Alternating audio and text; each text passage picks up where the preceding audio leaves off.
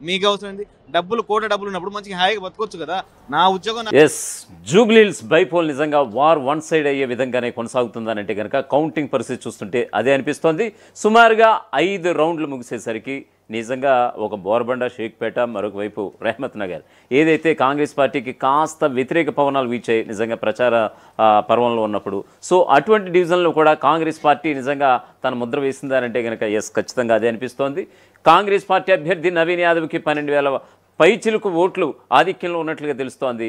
మరోవైపు బీజేపీ అయితే తన ఓటమిని ముందే ఒప్పుకున్నట్లుగా తెలుస్తోంది. ఎందుకంటే ఒక గంట క్రితమే ఆల్రెడీ బీజేపీ స్టేట్ చీఫ్గా ఉన్నటువంటి రామచంద్రరావు ఆల్రెడీ కొంతమంది మీడియా ప్రతినిధులు అడగ్గా ఏంటి మీరు అలా నెగ్గుతారా, ఓడిపోతున్నారా అనే విధంగా ఒక ప్రశ్న సంధించేసరికి మేము ఎలా నెగ్గుతాం, ఆల్రెడీ మేము రిప్రజెంటేషన్ కోసమే పోటీ చేసాం అన్నట్లుగా ఆయన మాట్లాడినటువంటి తీరు చూస్తే కనుక ఖచ్చితంగా ఆయన ఓటమిని ముందే ఒప్పుకున్నారు.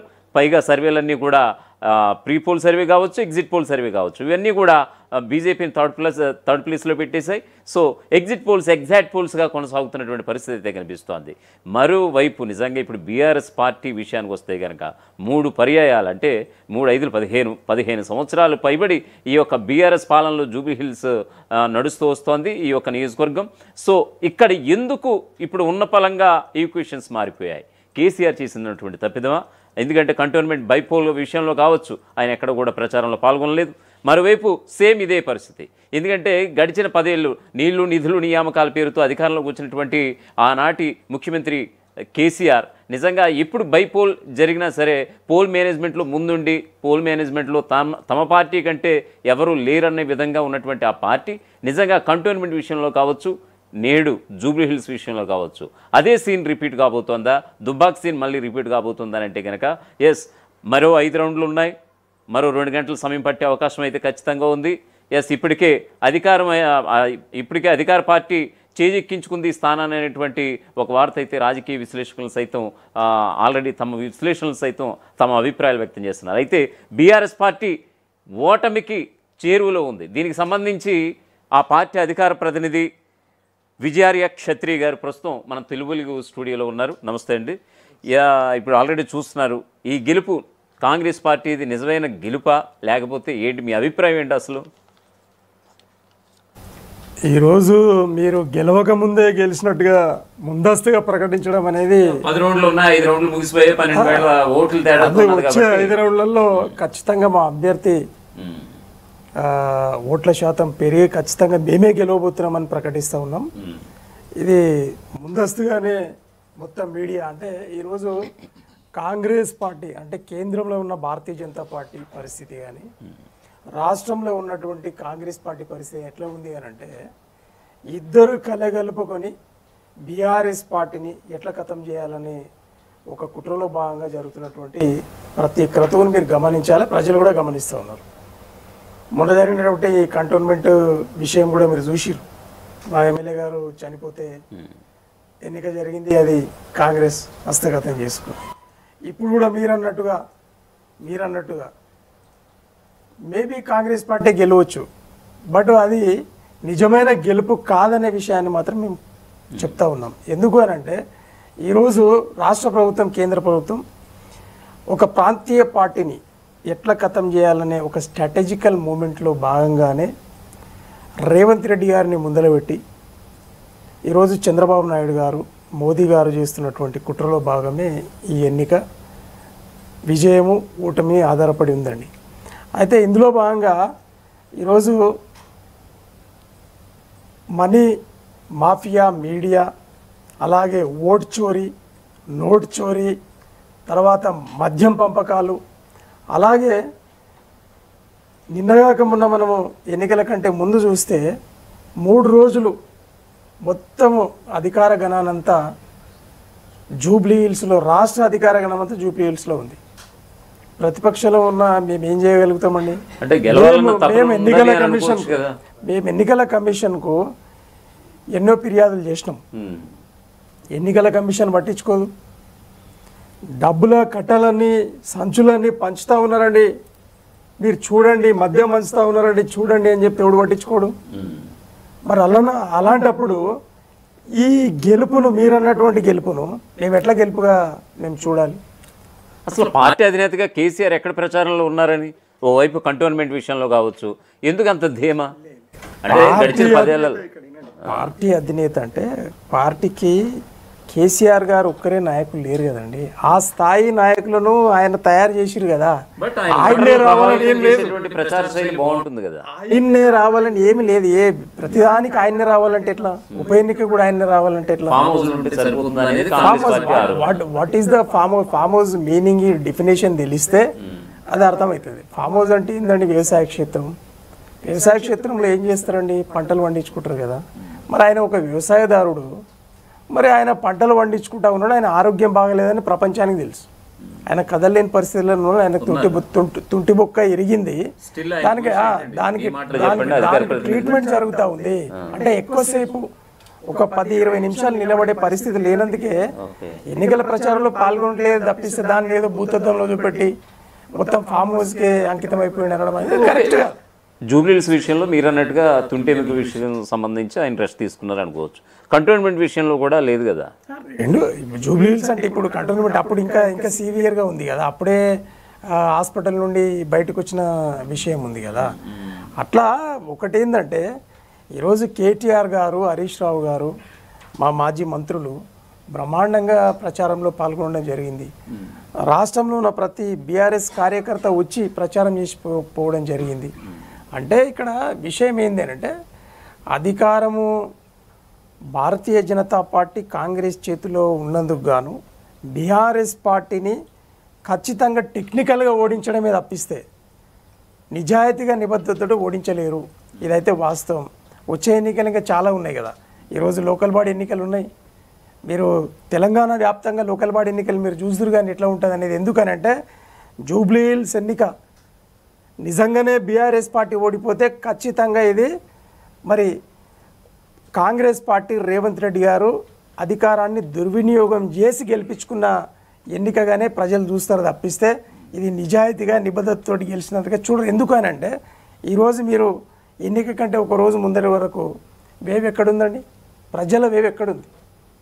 100% ఏ రిపోర్ట్స్ తీసుకోండి, మీరు ఏ రిపోర్ట్స్ తీసుకున్నా ప్రచారంలో కానీ, ప్రజలను ఆకట్టుకోవడంలో కానీ, ప్రజలను మెప్పించి ఒప్పించడంలో కానీ బీఆర్ఎస్ పార్టీ ముందున్నప్పుడు ఒక 2 రోజులలో ఈరోజు చేంజ్ అవుతుంది అని అంటే మీరు గమనించాల్సిన అవసరం ఉంది. ఇక్కడ సర్వేలు కాదు, మేము సర్వేలు అనట్లే, మమ్మల్ని మేము నమ్ముకున్నాం కానీ సర్వేలు ఎందుకు నమ్ముతాం?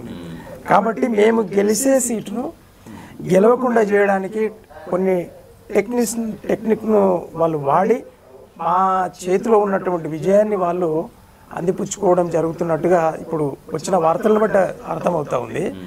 ఈరోజు ఈవీఎం మిషన్స్ ఉన్నాయి. పోయిన పార్లమెంట్ ఎన్నికలలో దాదాపు మాకు 11 సీట్లు రావాల్సినటువంటి ఎన్నిక. దేశం ప్రపంచం మొత్తం చూసింది కేసీఆర్ గారు అసెంబ్లీలో ఓడిపోయారు కానీ పార్లమెంట్లో ఖచ్చితంగా విజయం వస్తుంది అని అనుకున్నారు, కానీ అది కాల.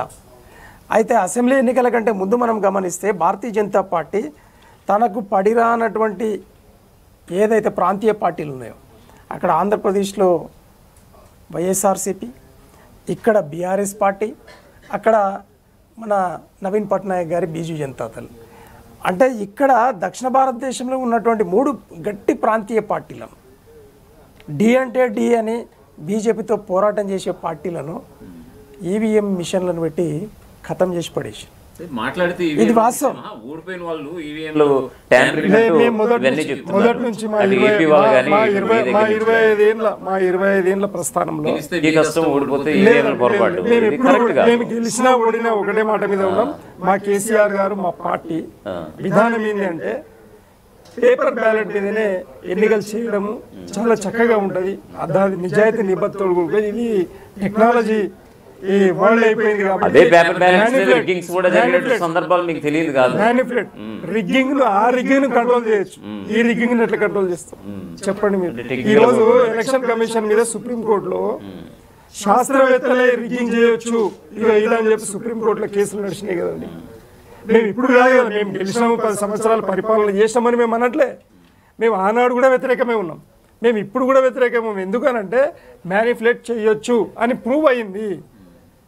ఇప్పుడు మీరు చూడండి బీహార్ ఎన్నిక చూడండి, బీహార్ అయితే కంప్లీట్గా ఓట్ చోరీ పంచాయత్లో అసలు మొత్తం పబ్లిక్ అంతా complete Bharatiya Janata party Naveen Patnaik sorry మన ఎన్డీఏ ముఖ్యమంత్రి గారికి నితీష్ కుమార్ గారికి వ్యతిరేకంగా ఉన్నారు అన్నప్పుడు అది ఎట్లా చేంజ్ అయింది, ఉన్న పరంగా ఎట్లా చేంజ్ అయింది మీరు గమనించాలి. ఇది ఖచ్చితంగా ఎలక్ట్రానిక్ మిషన్ల మాయా. ఈ గెలుపును మేము గెలుపుగా చూడము. ప్రజలు కూడా ఈరోజు దేశవ్యాప్తంగా కూడా బ్యాలెట్ పేపర్ కావాలి అని అడుగుతా ఉన్నారు, కానీ ఈ విషయంలో వద్దంటున్నారు. ఈవీఎం మిషన్లు ఉన్నంత వరకు ఖచ్చితంగా భారతీయ జనతా పార్టీ దబ్దబా నడుస్తుంది. మరి గడిచిన 10 ఏళ్ళు కూడా ఈవీఎంల మీద బీఆర్ఎస్ గెలిచింది, దాని సమాధానం ఏంటి? మేము అదే చెప్తున్నాం కదండి, ఆనాడు కూడా మేము వద్దన్నాము, ఆనాడు కూడా వద్దన్నాం కదా మేము. అధికార పార్టీ మీరేదన్నా రిప్రజెంటేషన్ ఇవ్వాల్సింది. మీరు చెక్ చేసుకోండి, ఎలక్షన్ కమిషన్ ఆఫ్ ఇండియాకి ఎన్నిసార్లు మేము రిప్రజెంటేషన్ చేసినా మీరు చెక్ చేసుకోండి. ఈ ఎన్నికను మేమైతే ఒప్పం. జూబ్లీ హిల్స్ లో కాంగ్రెస్ పార్టీ ఎన్నికను మేము ఒప్పము. ఇది నిజంగా కూడా రాజ్యాంగ విరుద్ధమైనటువంటి ఎన్నిక, రాజ్యాంగ విరుద్ధమైనటువంటి ఎన్నిక ప్రకటిస్తూ ఉన్నాం. మేము ఎన్నికల కంటే ముందు మా కేటీఆర్ గారు, హరీష్ రావు గారు, మొత్తం మా పార్టీ గణమంతా కూడా వెళ్ళి ప్రూఫ్ చూపెట్టిరండి. డబ్బులు వంచుతా ఉన్నారు, వీడియోలు తీసి చూపెట్టిర్రు, డబ్బులు అక్కడ ఉన్నాయి, మీరు దాన్ని పట్టుకోండి అని చెప్పి ఎవరు కూడా దానికి సమాధానం లేదు. కాబట్టి అప్రజాస్వామికమైనటువంటి ఈ ఎన్నికను మేము అసలు ఒప్పుకోవట్లేదు. అయినా మేమేమంటున్నామనంటే ఎన్నిక రాజ్యాంగాన్ని మనము శిరసావహించాలి. కాబట్టి ఎవరు గెలిచినా కూడా ప్రజాస్వామ్యం గెలిచిందని అంటాం, ప్రజాస్వామ్యం గెలిచిందే అని అంటాం. కానీ మరి ఈరోజు రేవంత్ రెడ్డి గారు ఉన్న ఫలంగా ఈరోజు మా కుటుంబ సమస్యను తీసుకుపోయి బయటికి వేసాడు.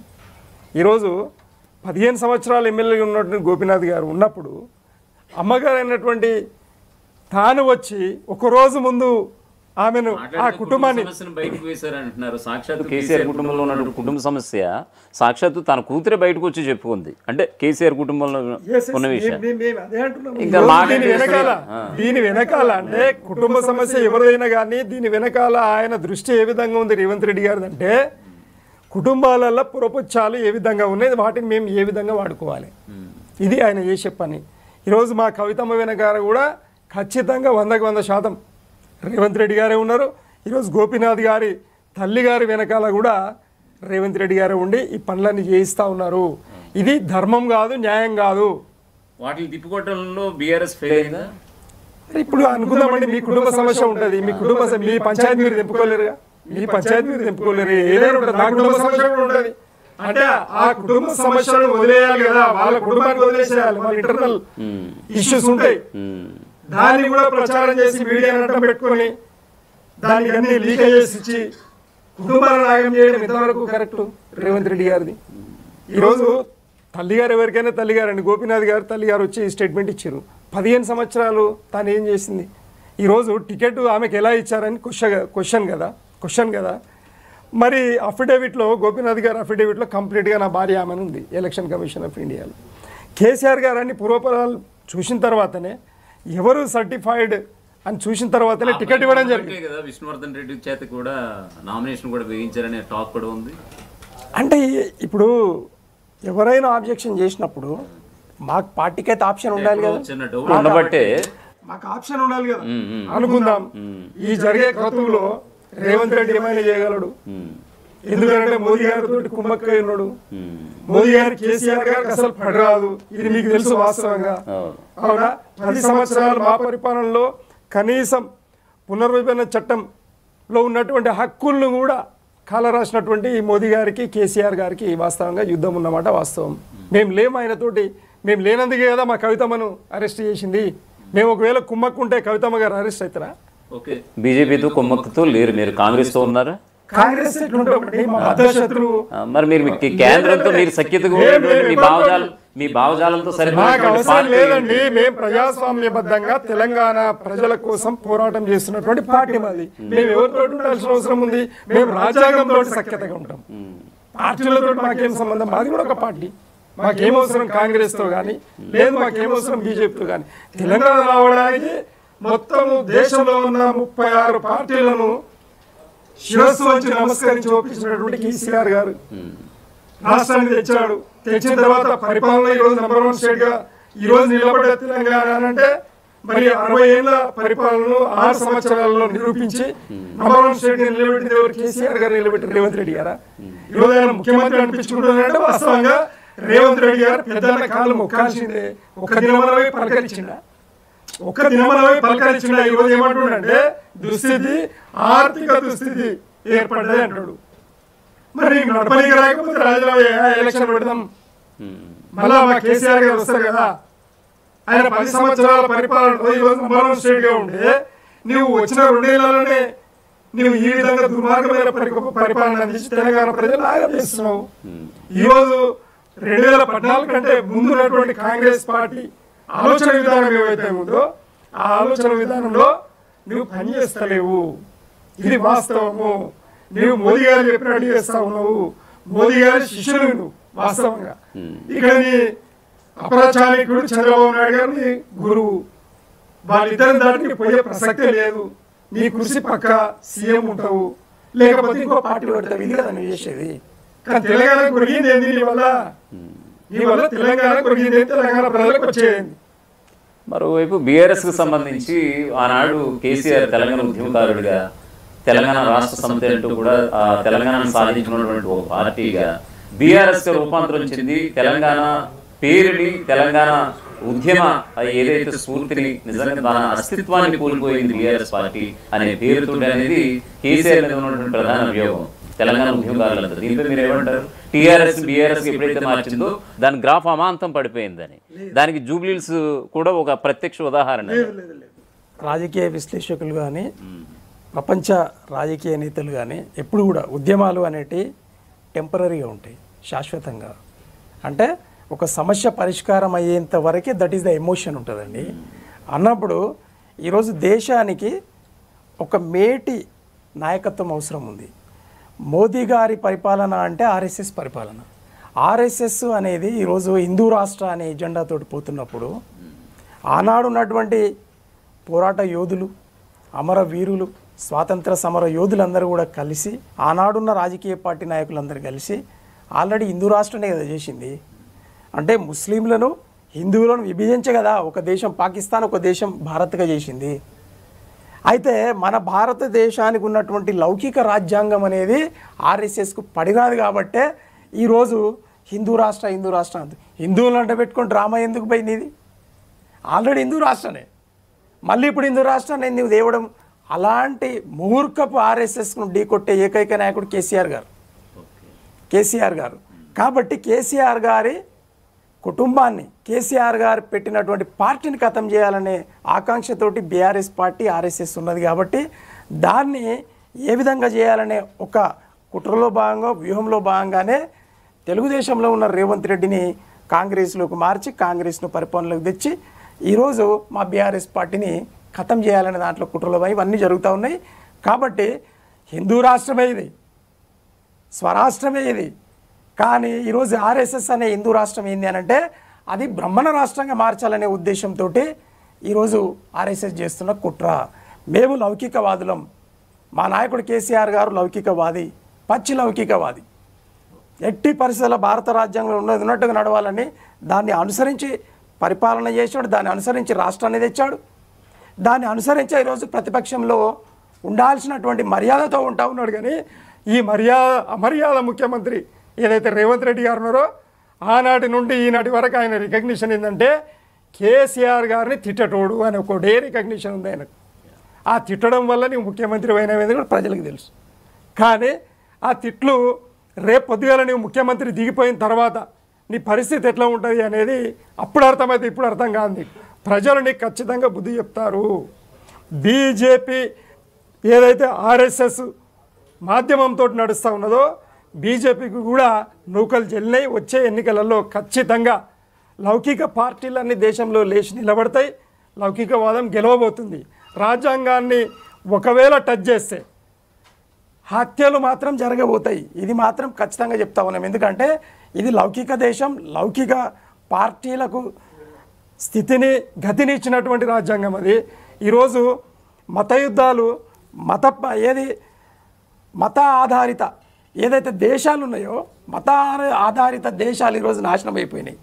మళ్ళీ మత రాజ్యంగా చేయాలనేది ఆర్ఎస్ఎస్ బీజేపీ కుట్ర. ఇది మంచిది కాదు అనేది ఖచ్చితంగా చెప్తా ఉన్నాం. ఎందుకనంటే ఈరోజు RSS BJP and Revanth Reddy, Congress కాదు రేవంత్ రెడ్డి, ఈ ముగ్గురిని ఎట్లా మేము ఖతం చేయాలో మాకు మంచిగా తెలుసు. తెలంగాణ ప్రజలకు ఇది లౌకిక స్టేట్, ఇది లౌకిక రాష్ట్రం. ఇది ఇక్కడ ఇవన్నీ చెల్లయి, మత యుద్ధాలు అసలు వద్దు అనేది మా ఉద్దేశం. కాబట్టి ఇక ఈ ఎన్నికను మాత్రం మేమైతే ఒప్పట్లేదు. మాకు బ్యాలెట్ కావాలి వచ్చే ఎన్నికలలో. మేము ఎన్నోసార్లు చెప్పినాం ప్రజల పక్షాన, వినకుండా ఈరోజు బీజేపీ చేస్తున్నటువంటి కుట్ర ఓన్లీ ఈవీఎం మెషిన్లు పెట్టి దేశాన్ని కబ్జా చేయాలి, చేతిలో పెట్టుకోవాలనేది ఈవీఎం కుట్ర అంటున్నారు. బీజేపీ కూడా ఉంది, కేంద్రం నుంచి ఆల్రెడీ సామాగ్రిని కూడా పంపించేది కేంద్రమే, ఆల్రెడీ అందులో ఉన్నటువంటి బీజేపీనే. మరి అది కూడా మ్యానిపులేట్ చేసుకోవచ్చు కదా. రామచంద్రరావు గారు, మ్యానిపులేట్ అంటే మ్యానిపులేషన్ ఎట్లా ఉంటుంది అంటే ప్రజలకు అర్థం కాకుండా ఉంటుంది. ఒక 5 ఏళ్ళ పరిపాలనలో ఏ పార్టీని ఖతం చేయాలి మీరు చూడండి. 2014 నుండి మీరు గమనిస్తే మీకు అర్థమవుతుంది. ఫస్ట్ ఎన్నికలో ఏ పార్టీలను వాళ్ళు సెంట్రలైజ్ చేసిరు, రెండవ ఎన్నికలో ఏ పార్టీని సెంట్రలైజ్ చేసిరు, ఇప్పుడు మూడవ ఎన్నికలో ఏ పార్టీని సెంట్రలైజ్ చేయబోతారు అనేది మీరు గమనించాలి. అంటే దేశంలో ఉన్నటువంటి లౌకికవాద పార్టీలన్నింటినీ ఖతం చేస్తే దీన్ని మతరాజ్యంగా చేయొచ్చు అన్నదే ఆర్ఎస్ఎస్ బీజేపీ కుట్ర. కాబట్టి ఇదంతా జరుగుతూ ఉన్నది. మేము దాన్ని ఎట్లా అడ్డుకోవాలనో, ప్రజలకు ఎట్లా మెప్పించి ఒప్పించి లౌకికవాదులను చెప్పాలనో మేము చూసుకుంటామని. థ్యాంక్ యూ సో మచ్ విజయార్య క్షత్రియ గారు. థ్యాంక్ యూ, మీ విలువైన సమయం మాకు కేటాయించి మా స్టూడియోకి వచ్చినందుకు. సో మొత్తానికి జూబ్లీ హిల్స్ బైపోల్ అయితే నిజంగా హాట్